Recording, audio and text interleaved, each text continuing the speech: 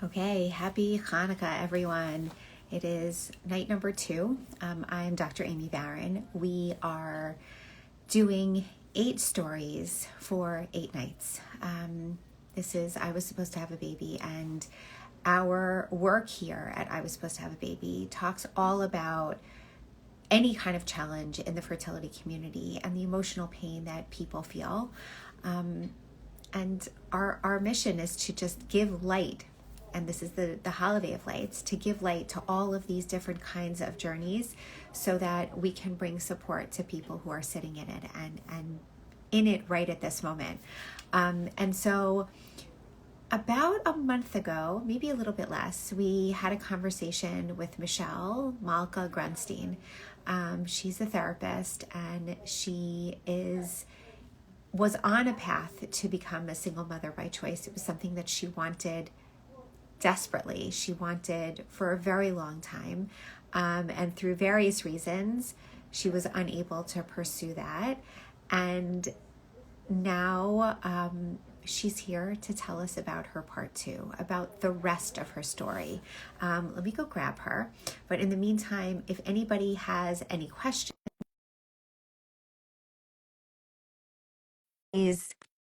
please tell us. This conversation is again a series. Here she is. Hello, hello, hello. Hi.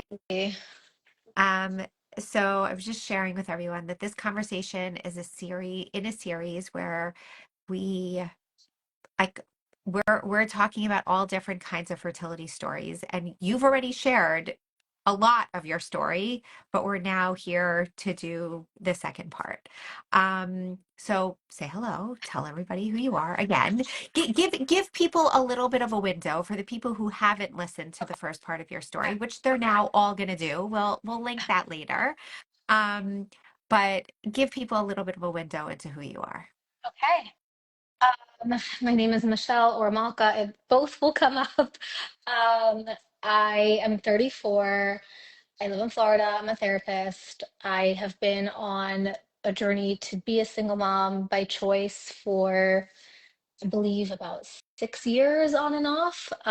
Stopped multiple times to date. And then ultimately just decided to go through with it, except I didn't anticipate it taking as long as it did with as much infertility and loss as I experienced. But now we're here, and I'm happy to share the other side with some of the journey too, but being a little bit of further in the journey and quote unquote on the other side. Okay, so for people who don't know, tell people where you are at this point in your journey. Okay, so I am currently pregnant after 3 miscarriages. So it's been a journey. It's been rough. We will talk a little bit about pregnancy after loss and the anxiety and the trauma and all of that stuff as well. I think I announced maybe like a couple weeks after we did the last live. So don't have children yet, but I am pregnant and I'm in, thank God, healthy for all intents and purposes pregnancy. Rough pregnancy, but healthy.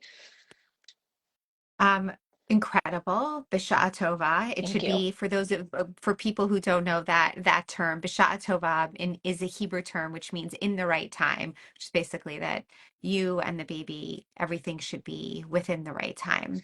Thank you. Um, tell us what what can you share about the process this time?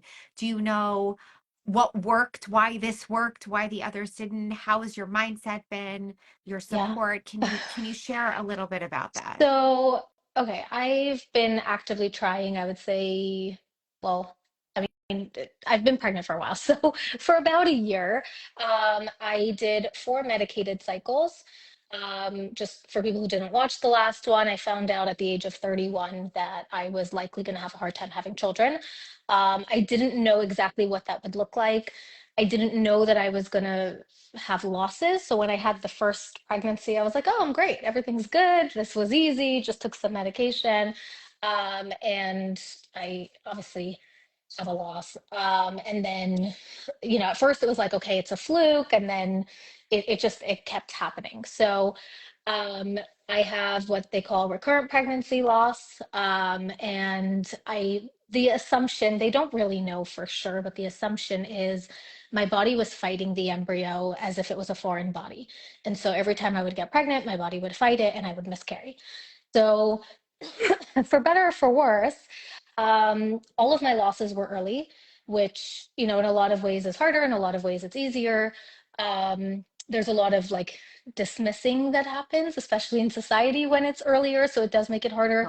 Totally. But in terms of time, in terms of my body, in terms of what I've been through, um, it is easier. It's a lot easier because there's less time to become attached to that baby. There's so much less going into each one from like the moment you get pregnant. So not necessarily before, but from afterwards.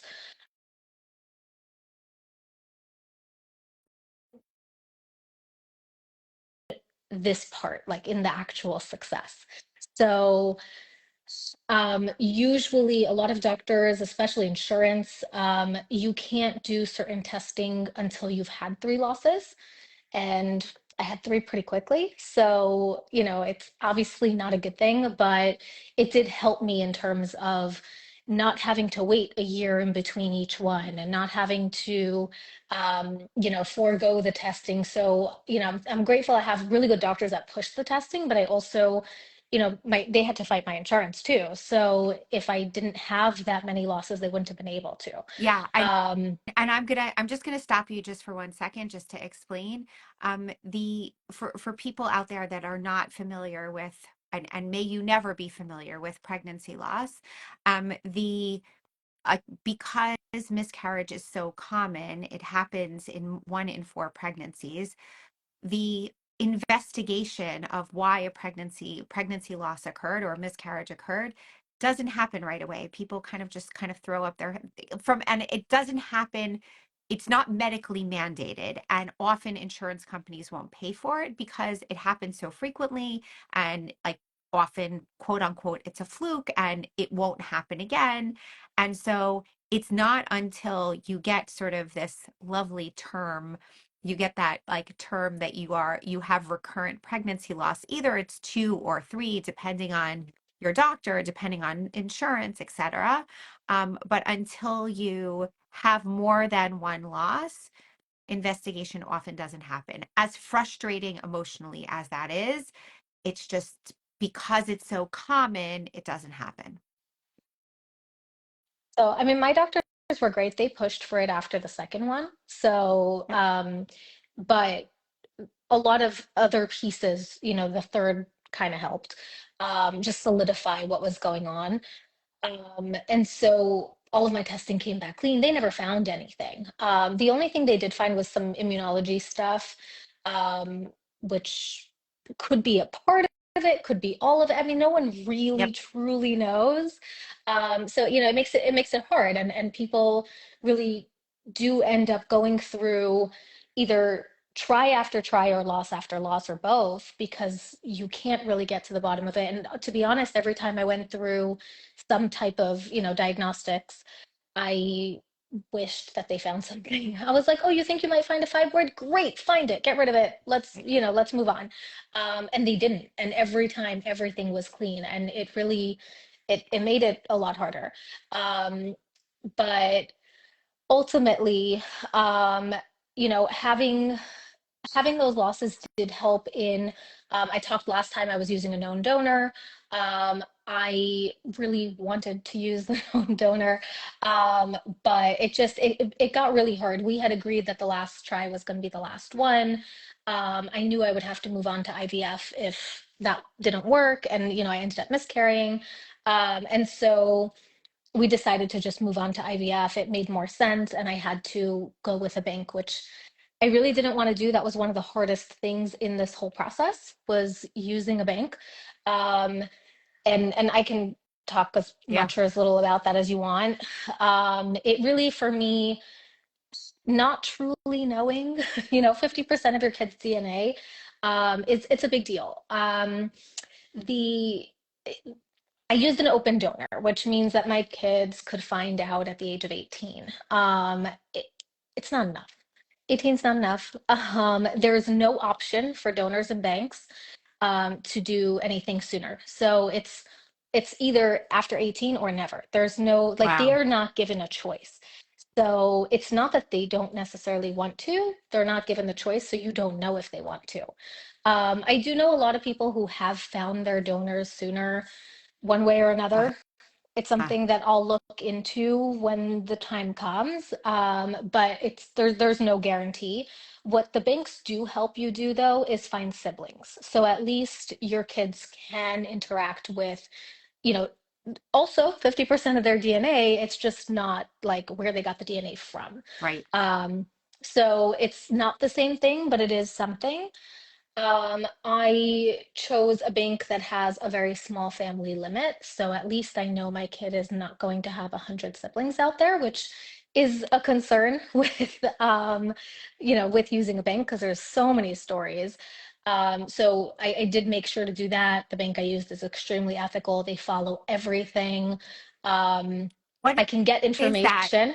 What is that limit? I'm just curious what the number is. Um, 10 worldwide, Okay. 10 families Okay. worldwide. So once you create embryos, you're counted as a family. Okay. They're very, very on top of it. For reference, the next family limit up is 25 in the country, in the Wow. country. Wow. And then there's also, I think, like another 15 out of the country. That's 40 families, Wow. not children, Wow. families. And Wow. that's like the next one up. There's worse. And so it's not great. And also most of these banks are shady. They also will sell to other banks. So like if they hit their limit, they'll sell somewhere else. So you don't really know. And I don't even know if they keep to the 40, to be honest. Um, Also people sell vials, like they transfer them or whatever. The bank that I'm using does not allow any of that. So Wow. it really does keep it to the Yep. 10. Um, I mean, it's not foolproof. You don't know. I mean, technically the donor could go donate somewhere else, but from what they've told me, they're pretty rigorous and they wouldn't be able to. It's just that it's a risk I had to take. I didn't have a Of course. choice anymore. Of course. But it is something that took me a very long time to agree to do, and that honestly was the biggest hurdle for me was using a bank. I didn't want to. I will say though that I moved on to IVF and got pregnant first try off of a fresh transfer, a day two Wow. fresh transfer, Wow. which is like unheard of. In today's day And and age, anyway. Yeah. and literally first try, day two, fresh, and I successful pregnancy. So to me, like that was God talking. This is what was meant to happen. I fully stand behind the decision that I made, but I also it did take me a very long time to get there. Um, can you talk a little bit about like whether you used a Jewish donor, a non-Jewish donor, what were the pieces that you went through from the like religious perspective? Yeah, so that was something that to me, like I grew up modern Orthodox.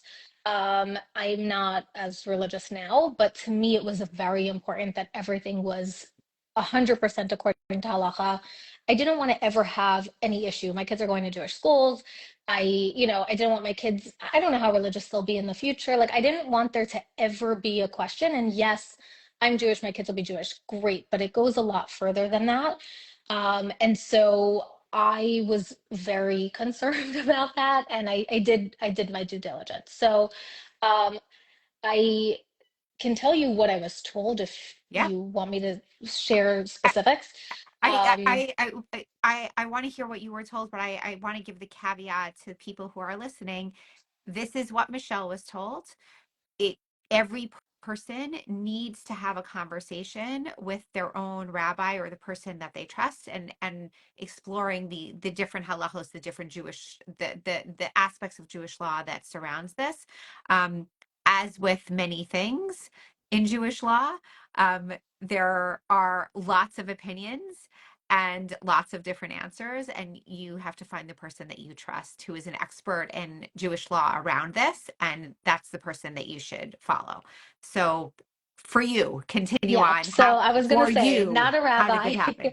Yeah. I actually, and I talked about this last time, I have a friend who also went through this, several years before I did. So I did ask her, like she's someone I've asked questions just to get an idea, like what were you told? And then I would go and ask because it gives me a little bit more information when I'm asking to find out like, what to ask her. Oh, I was like, I know someone was told this, how does that play a part? Right. So turns out she was given the same information I was. But what I did was, and I can't even tell you who the rabbi was because I don't know. I asked my brother. Okay. I have a brother who is very religious, learns in a huge religious yeshiva that's like very well known.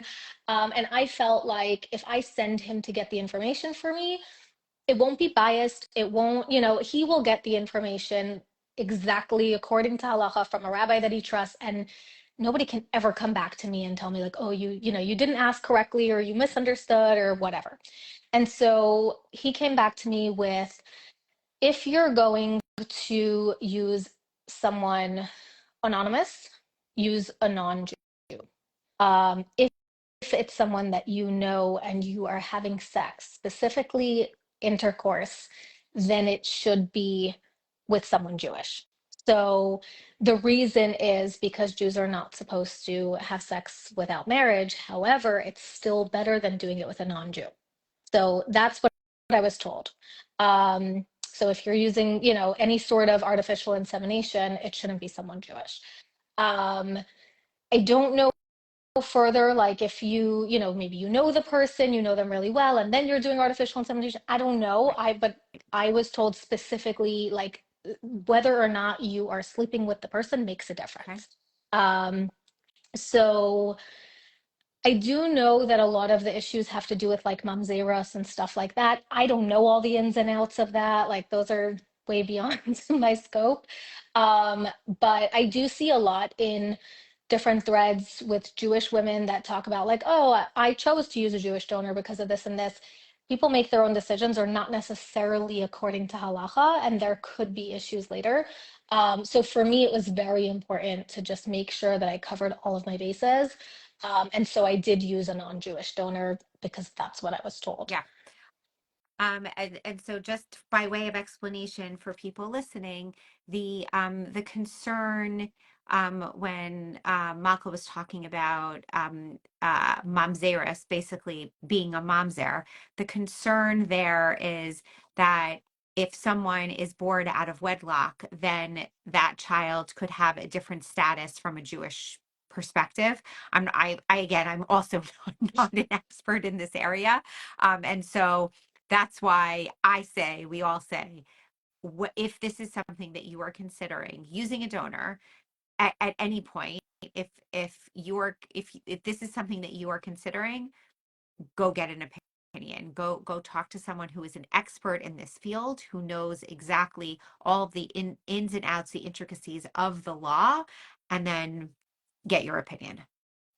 And I will say, I know people have made comments to me like, oh, this and this person can't do it because they're not allowed according to halacha. And that's not true. There are halachos around it. You 100% by Jewish law are allowed to. The question is how and who you're asking and what they say, but you are Right. allowed to. There's nothing wrong with it. And like there's literally laws around it for a reason. So Right. um, and I know, in the Jewish world, there's a lot of stigma, there's a lot of question, there's a lot of just misinformation, honestly. And I think anyone who's considering it should go and ask and find out for yourself because you are allowed to. Maybe it's not as accepted in your like in your circles, but Correct. you are allowed. Correct. That's exactly all of the different people that we have spoken to who have chosen this path have said basically exactly the same thing, that many of them were really the pioneers in their own community, but that it is still not accepted in a number of communities. And so this is work that each person has to do for themselves. But I'm curious for you, did, like, you know because this is not just slam dunk in the Jewish community at large. This is not just like, yeah, go ahead, no problem. In the same way, I think, let's take it back maybe 20 years or so when fertility treatments were just like becoming more common. It wasn't so clear immediately right away that fertility treatments in general were going to be allowed according to Jewish law. And sometimes it takes time for rabbis to really have a better understanding of what specific medical technology is before they get comfortable with it and say it is or is not allowed. So, and then that kind of like that um that attitude towards like, oh, this is allowed or it's not allowed can sort of pervade the rest of the community and might make people sort of look askance on like people who choose one path or another. So I'm just curious for you, like how did you get any comments about, becoming wanting to become a single mother by choice? What about now that you're pregnant? Like, has there been any difference? Like, how has it been for you? So honestly, the comments I've gotten more were about this path in general, more than Judaism. Because I'm not, like, again, I didn't grow up, insanely religious. I've definitely been in very Orthodox communities at different points. I went to a very religious school at one point. So I've been around it, but I did grow up modern Orthodox. Um, and then I'm also not so religious now, and people know that. So people, for the most part, like that isn't really their concern. Um, they usually will make comments more of like, you're allowed, we can't. um like, you can do it, I'm so happy you're doing it, but my daughter, cousin, friend, whatever, can't because of stigma. So I've definitely got a lot of that. People are not so concerned that I'm doing it, Yeah. but they won't, which I feel bad, honestly. Won't or Like, can't even, right? Or well, feel like they can't. right. So Yeah. to me, that's won't. Yeah. Yeah. But they feel like they can't. Um, and so for me, it was less about like religion. There's definitely people who have made comments, but not really as much. I've gotten way worse comments in terms of like the single mom by choice in general. Um, but and I talked about this last time, and I know I was kind of like, who's going to argue with me the way that I approached it and the way I'm talking about it? And if they will, sorry, they're not in my life. Yeah. Um, I mean, there's definitely been comments. There's been, people have said things, but for the most part, it's not people that matter. The people that matter are very much on board. They cannot wait for me to have kids. They're so excited. They've been waiting. Like anytime that there's been a conversation, they're like, okay, so do it already. Like, why are we waiting? So honestly, like the people in my life have been very supportive. I definitely got the looks and the comments of like, oh no, but you'll find someone, or you're young, or you're this, or you're that, but for the most part, people have been really nice about it. I have gotten, interestingly enough, because I know a lot of people who are single moms through divorce. Yeah. And it's very interesting to see who is like so for it and who's not from the same situation. And so I've had people who have, gotten divorced and had a really rough go, and the ex is completely not involved, and you know, basically doing it all on their own. And they're like, just do it. This is so much better. You don't want to deal with any of that. And then I know people that have been through similar, and they're like, oh, but it's so hard. Who wants to be a single mom? And I'm just like, but you got married and you had a kid, and then you Right. got divorced, and you're in this situation anyway. Right. So I'm not saying it's not hard, but why is it different?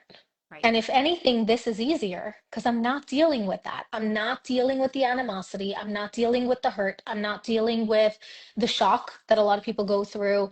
I'm not dealing with like, being a stay-at-home mom and then all of a sudden having to scramble and make a life for my kids. I'm not dealing with any of that. There's no court, there's no nothing. So honestly, to me, it's easier. Um, Not the path I planned for myself, obviously, but um, I don't think it's worse. And I honestly think it's better. It's easier.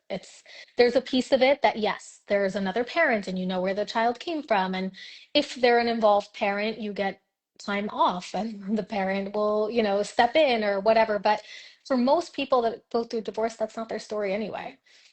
So yeah, but to answer your question, I've gotten some comments, but for the most part, people have been really supportive. And once I announced, I mean, people have come out of the woodwork, just like really excited and happy for me. People that know me, people that don't. Once I started talking about this journey before, before I was pregnant, people also really like just started messaging me left and right. People that like I'm even friendly with, but I didn't know necessarily that they went through infertility. It's not my business. People really started just like coming out and talking about it and thanking me for sharing because people usually don't while they're going through it. They share after the fact. Correct. So, um, I was gonna do the same, to be honest, but once I decided to start talking about it, people really did start just coming out of the woodwork and, you know, asking questions, support, just, sharing whatever they needed.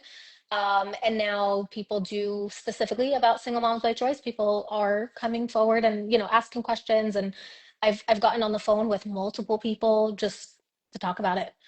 Um, so, I'm happy to be that person. I feel like there needs to be someone out there, especially in the Jewish world, who's advocating, who's a voice, someone who can answer questions. Yeah, and with, IVF in general too, like I've had people ask me questions about that, nothing to Yeah. do with being a single mom because I've been through it. Um, but yeah, I think it's important. Like I pretty much went through it by myself, and it's really hard to go through it without having someone. So I'm happy to be that person. I think it's, you know, obviously it took you time to come to that place where you were going to be open, where you decided to be open. But look, it's really a special kind of person who can talk about pain while very much still being immersed in the pain. And so it is a tremendous thing, both that you're doing for yourself, obviously by getting that support, but also that you're doing for others for lending that support. Um, I just, yeah, I never could have done it. Like I didn't actually. It was too hard for me to talk about things when I was in the middle of going through everything. It was too hard. So I have a tremendous amount of respect for you and everyone else who can. It's really incredible. Um, I so I'm wondering if you could speak now a little bit about the pregnancy, about what's been different, how you've been, when you decided to announce, like just talking about also you obviously like pregnancy after loss is its own beast. I mean, we could spend an hour just talking about the anxiety of pregnancy after loss and managing just that aspect of it. So I'm curious how the last number of months have been for you. Yeah, so I will say just going through, I think a lot of people don't necessarily, thankfully, they don't know. Yeah. Um, when you're going through like each try, each cycle, each medication, and then especially if there's losses on top of that, literally like my body has not been my own for a year. I just like I couldn't work out, I couldn't sleep, I couldn't like eat normally. I was taking God knows how many supplements, God knows how many medications. I was trying to eat specific foods that are better for fertility and avoid certain foods, and you know. I literally wasn't functioning, and it takes a toll. But then when you take a break, you're just like, "Oh, well, where's the break getting me?" And so, and I have taken breaks, but not for very long, a month or two, like Right. because the break felt worthless. Why am I taking a break? I'm just wasting Right. time. Um, and it's like, okay, so you take a break and you're finally working out again, or you're finally doing, whatever thing, and then 5 minutes later, you're back to what you were doing. So it's like not even really doing anything. And so when by the time I got to doing IVF, I was done. Like I was really, really done. I was so depleted. I had just had my third loss.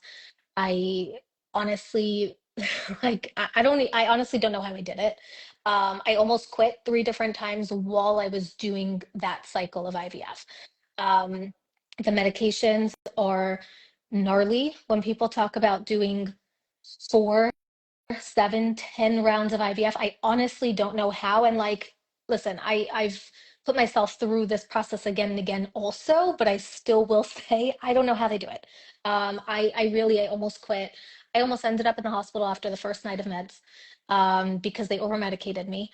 Um, it just like I use the clinic that this happens very often. You have to advocate for yourself a lot, but when you don't know what you're advocating for, you can't advocate for yourself. And I'm well educated and I'm in the healthcare field and whatever, but I'm not a reproductive endocrinologist. I don't know IVF. And so it was a lot and I had to fight them every step of the way. The medications really, I mean, they destroy you, um, in one way or another. I literally lived on my couch the whole time I did it. I couldn't move, I couldn't function, I couldn't do anything. Other people, it's mentally, everyone has their thing. For me, it like really hit me physically. I also don't recommend, but I changed my protocol on my own because I literally almost ended up in the hospital. And Oh my I was gosh. like, well, I I guess I'm just gonna change this because they don't want to change it. So I just took less of a medication. It worked.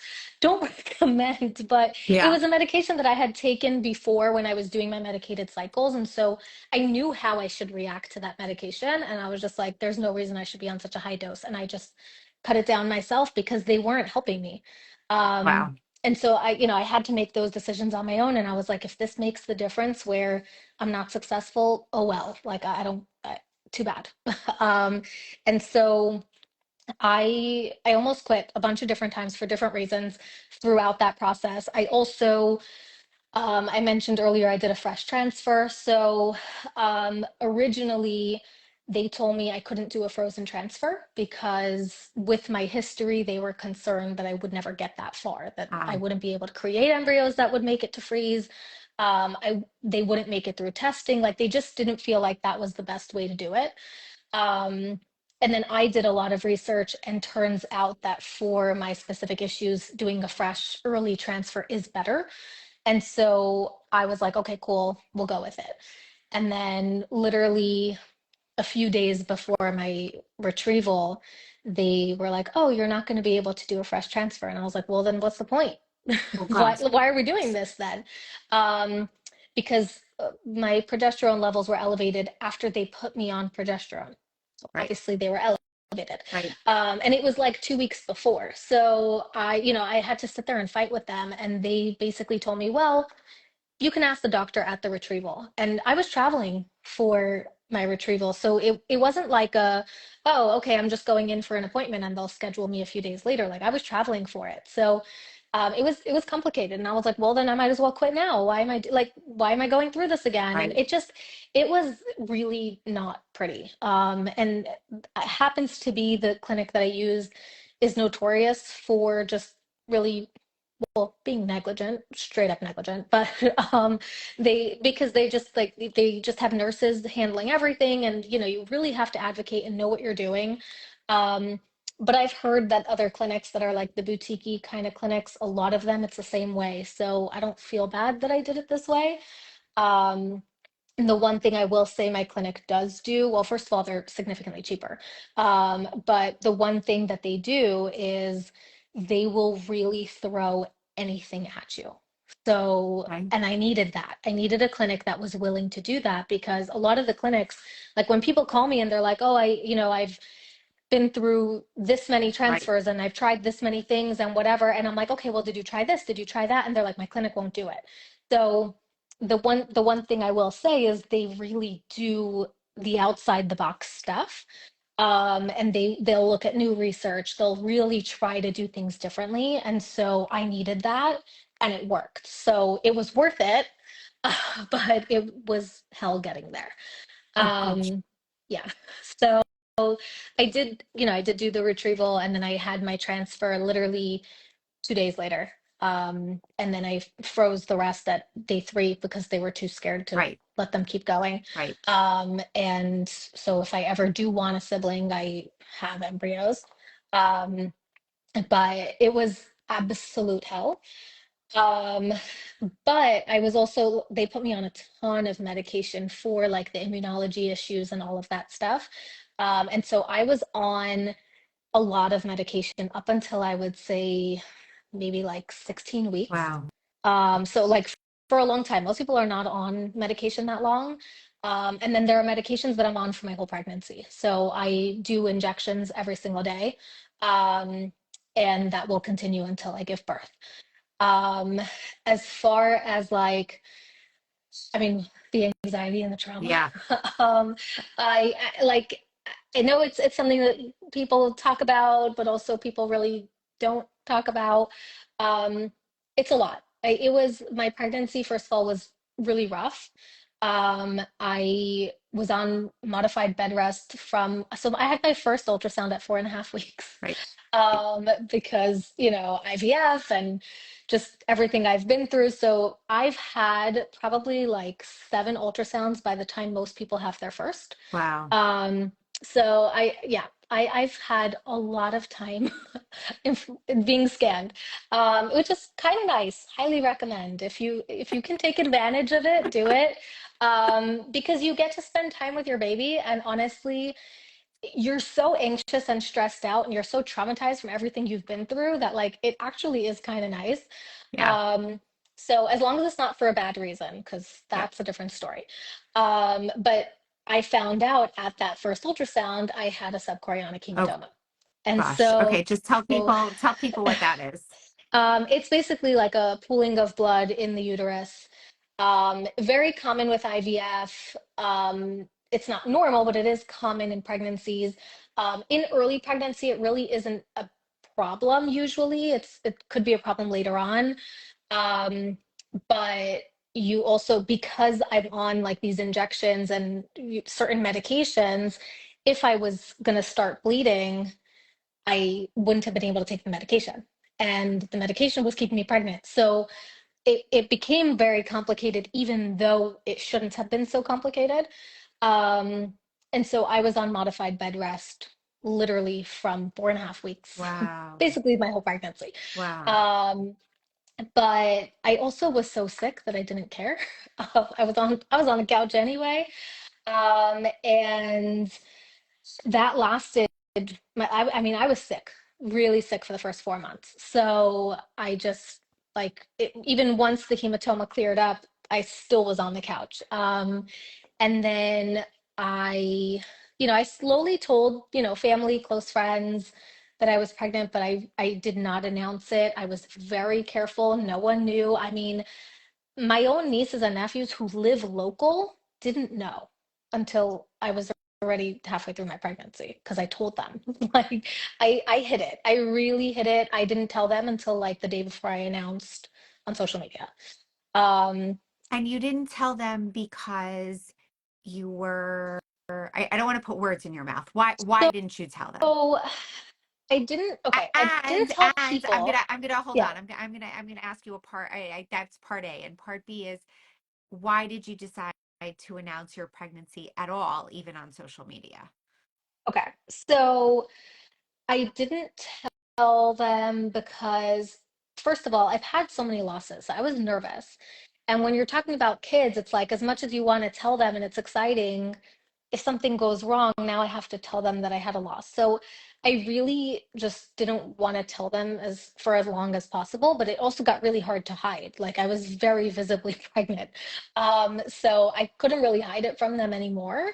And then I also didn't want them to have to hide it. So if I told them that I was pregnant and then told them not to tell anyone, then they can't tell anyone. So I just didn't feel like that was fair. So I made sure that when I told them, it was also right before I announced. So I knew they didn't have to like worry about that. Um, I chose to announce after my anatomy scan. Um, the reason I announced is because it's really hard. Like you're kind of isolating and you're like hiding out. I mean, people who are here, like my friends that live local, they all knew. But it's really hard. You're just like people are reaching out. They're asking questions. They know that I'm in this process. Everyone's trying to figure out how I'm doing. I was also really sick. So so like I'm on the couch for months and I like, how long can you tell people it's because of the Right. medication from IVF? And Right. so it did work to my advantage because people don't really understand IVF. So I was able to get away with it for a while. But it's also like, how long can you really do that? So I figured once I had the anatomy scan would be, an appropriate time to share. Um, but I didn't share with information. I did not post pictures. Nobody knew I was visibly pregnant. No one knew how far along I was. People did ask, which is another level of invasive. But I mean, people that like literally I don't know. I have no idea who they are. They follow me. I don't know who they are. I have no messages with them. People were like asking me all sorts of personal questions about my pregnancy. Just Um, like with they've never contacted you before, and the first contact is, so how far along are you? How l- did I literally, just yeah. wow. hmm Wow. And then I Wow. mean, there were people that like I do know in real life, but I don't have anything to do with that were asking questions that also I felt was very invasive. Like I Yeah. didn't share, so you shouldn't be asking. Yeah. I wasn't that person that was like, baby due and whatever. I didn't even post a year. Like I didn't Right. post anything. And so I felt like it was a good time to share, but I also didn't really share any information. Um, and then right after I found out my pregnancy is extremely high risk. So then it made me want to share even less. But it's like, it, there's no right or wrong. And it also is nice to have support. And it's nice to like not have to feel like I'm hiding it. Like I'm not doing anything wrong. So why am I hiding it? And it becomes very isolative. And especially now, like I'm on bed rest for real this time. And it makes it that much harder. So, I didn't necessarily share details, but depending on who it is, some people know, some people don't. Um, but it became a very, very high risk pregnancy. I am on bed rest for the rest of my pregnancy. Um, and trying to stay home as long as possible because they'll hospitalize me at some point. So if bed rest isn't working anymore, they will hospitalize me. And I am trying to deliver as late as possible. So, at this point, when people ask me when I'm due, I say hopefully as late as possible. Like, Yeah. I don't know why it matters to people when I'm due. I don't know why that's a question that people ask. Um, and like out of nowhere, it's different if it's someone I know and Yeah. we're having a conversation, but people are just like, they want to know my exact due date and how far along I am, and I just don't understand why or what the purpose is. But at this point, I literally just tell people, hopefully not for a long time. Like, and they don't necessarily know where I'm at, but that's why you don't ask those questions because you don't know. Um, and I don't know, you would think people are smarter, but they're not. So, Correct. Correct. I think it's just it's it's a pregnancy is still like, as much as we know about it, there is a piece that is kind of still mysterious, right? Like it's a little bit mysterious, a little bit fantastical, and especially, it's even, different for you because you're doing this on your own. And so I think like those are the questions that everybody gets. Oh, when do you do? Oh, how far along are you? Oh, do you know the sex? Does anybody know the sex? Does yeah, on and on. Like I feel like those are the three questions that people ask all the time. Why does it matter to other people? I'm not sure. I don't know. It blows my mind. I mean, the amount of people who have touched my stomach that I don't know. That I don't know. It's Right, different if it's like my really close friend, right. cousin, sister, whatever. But it's people that literally like I mean, my own employees like started to I was like, why are you Oh touching me? Like, you gosh. wouldn't touch me Right, any other time. right, right, Um, right. but literally people in the store, I mean, I don't understand it. I don't get it. I don't know. I have never had the urge to like reach out and touch someone's pregnant stomach. I don't get it. I don't understand like the invasive questions. And for the most part, most people are not coming from a bad place. It's still extremely inappropriate. Um, the thing that I've been getting the most is about gender. Some really like nasty comments, I'm not gonna lie. Like what? Well, I'm not sharing. Um, Oh, and oh, meaning I, I thought you were okay. Gender of the yeah, baby. Okay. Yeah, Okay. sorry. Okay. I'm not sharing, Yeah. and people know that I had a preference because my mother died when I was little. It's like not a secret. Everybody knows that. Right. Um, I've always wanted to name after my mother, and the comments that I have gotten. I mean, people said to me, "I know you're having a girl because you're excited." Oh my goodness. What what does that even Oh mean? my I've had goodness. so many miscarriages. Do I have to explain that I'm excited about a healthy pregnancy in like Oh my in terms of gender? goodness. Oh my Just, goodness. I mean, I've gotten some really nasty comments, to the point where it makes me not even want to tell people what I have after I after I already give birth. It's just it's horrible. It's and people just they don't, and I know that they don't mean bad, but people really don't know how to just keep their mouths shut and respect people's privacy. Um, and it just for no Yeah. reason, for no reason. And especially like you would think if you know that I would struggle with it, why would you make those comments? Also, I can't control it. So it's not like I can choose. And I could have chosen. Let me make that correction. I Right. could have chosen because I could have decided to test my embryos, and I chose health over testing my embryos. So you would think that I'm okay with either gender if I actually had the choice to choose a gender and I didn't. So, yeah, but people don't like Right. to think about things. Right. They just say them. Correct. And also, I would imagine that many people who are asking you about gender don't know the intricacies of your story. So No, therefore, they do. they're just, No, oh, they they do. do. Oh, these are people who These are are asking. the Oh closest people to me are the ones gosh. making the worst comments. Oh Yeah. gosh. Oh Yeah. gosh. The Oh gosh. people who are not as close are just are more of like, "Oh, do you know what you're having or what are you having?" And I just say, "Yes, I know, I'm not sharing." It's no, it's the people who are closest that are saying that. That's the problem. But I just ignore them. Honestly, or I just say, sorry, I'm not telling you, but I've had people tell me like, I'm gonna make you tell me. I'm like, I'm going to tell you even less. But yeah, I don't so even know what that means. I'm gonna make you I, tell me. Like, I what are don't you holding know. over?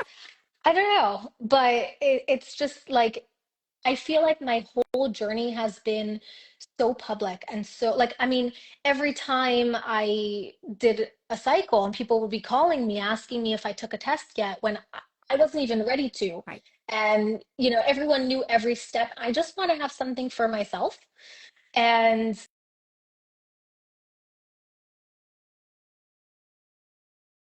One second. I lost you for a second. Okay. I lost the audio for a second. yeah, Start again. sorry. It's okay. I know I just want to be able to have something for myself that's private that I can hold close to myself while I continue this pregnancy. And once my child's born, you'll know anyway. So it's only a matter of time. But I just, and so I like, I'm not going to let people push me over. So it's fine. But people, yeah, people make a lot of comments. Me I mean, too. I should have been ready for it considering the things that I was Right. told I was when I gonna was having say, losses, right, but right, yeah. right. Um, okay. I look, this is the fact that you are here and you are sharing and you are bringing people into your life.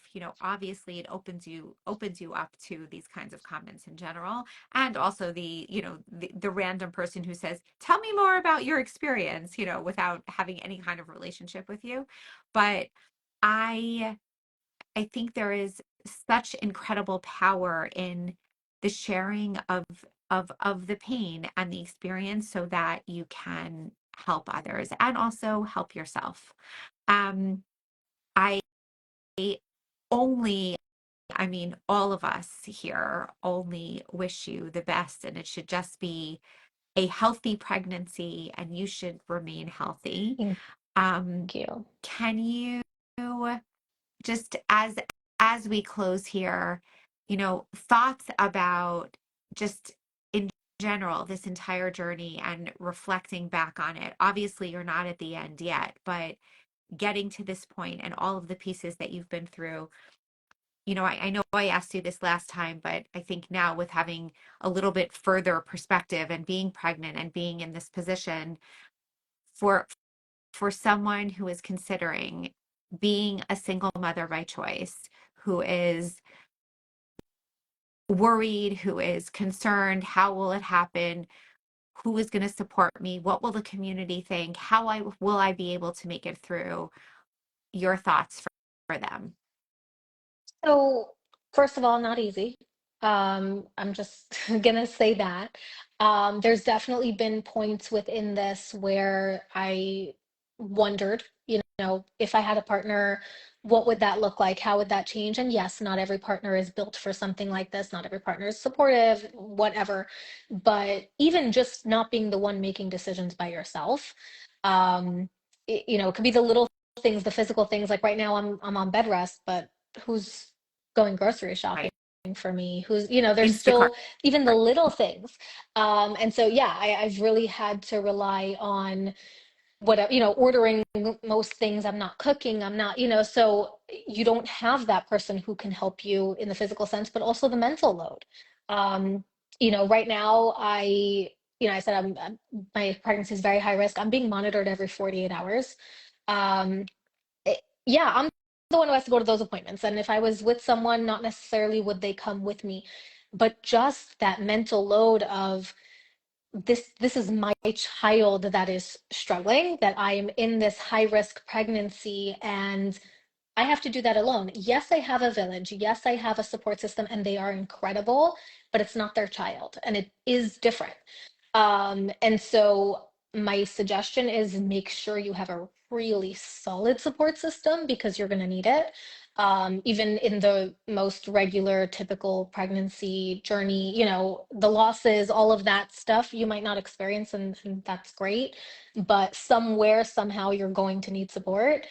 um and the support is not the same, and you have to have, when you have a husband, it's just you and your husband and you're doing it all, and maybe you need some extra support outside of that, but it's the two of you. When you're single, you need to get like little pieces from a bunch of other people. So it's not one person. Like, my support system, pretty much everyone in my support system has their own families, their own kids, their own husbands, their own, their own lives, their own jobs. So you really do need to have more than one person to lean on. um, it is hard. I'm not going to sugarcoat that, but there are resources, there is help, there's support.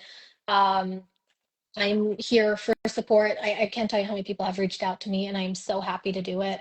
Um, and yeah, I mean, it's hard. It's a lot. And like some decisions are really hard. There was a procedure that I had to consider um for testing, and like that was the first time through. I mean, obviously the losses I, grieved, but that was the first time I sat there bawling. Like because I was like, I have to make this decision. There's no one to make it with me. And if I decide to do it, I could be hurting my kid. And if I decide not to do it, I can also be hurting my kid. Right. So, and that was like the first time that I really was just like, oh my God, I wish I had a partner.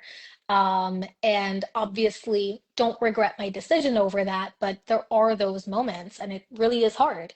In a lot of ways, it's easier to do this yourself, but um, but there are going to be those moments even in the best of situations.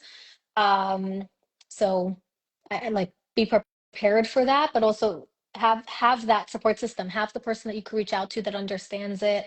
When I like with the losses, yeah, I had my support system, but that's how I found you because I needed people who have been through what I've been through, and that's when I went to the support groups, and they've been amazing. And now you have so many different ones, um, and it's also a really good resource for people to use. But have a support system, whatever that looks like. I mean, even just Facebook groups. There's so many different areas. I also created, and this is for South Florida, so doesn't necessarily apply to other people, but um, out of like different Facebook groups that I was in, I created a chat for people in South Wow. Florida doing what we're doing. And then from that chat, we created our own little tiny group of people. So it's me and three other women, and we're all in this different state. You know, someone's pregnant, like someone has a baby, like all different stages. But it's just four of us. We're really close. We have, a thread. We talk all the time. We meet up like once a month. And so the goal was for us to have people to lean on and people in the same situation, but then also our children will have other people that they know that they're friends with that are in the same position as them. So also donor conceived kids that don't have fathers and, have that outlet and that, group of people that like, okay, I'm not different. Um, and so there, if there isn't something, create it. That's what I did. But it really, you have to have support. Absolutely. I love that so much. We are not meant to be alone. Period. People are not meant to do things on their own. It takes a village. I mean, that I think that was Hillary Clinton, but like at the end of the day, it does take a village. We need people. Humans need people. We cannot do this alone. And so I mean, it's so gratifying to hear. I mean, and I knew this before in our previous conversation. I knew you had created that village, and it's so important to remind people that they need to create that same village for themselves. And Okay. I just want to say, last year, Hanukkah, I was reeling from my first miscarriage. Hanukkah fell out a lot earlier last year, so it was literally right after my miscarriage. I remember going home and being with my family because I needed that, but also how hard it was, like being around the kids and like it was like this love-hate situation where I'm with the kids and we're lighting candles and all of the things, and it was beautiful, but I also was devastated. And this year I listen, I see all the Hanukkah pajamas and all the whatever, and you're like, oh my God, I was supposed to have that this year. But I will say that you don't know what will happen, and a lot can happen in a year.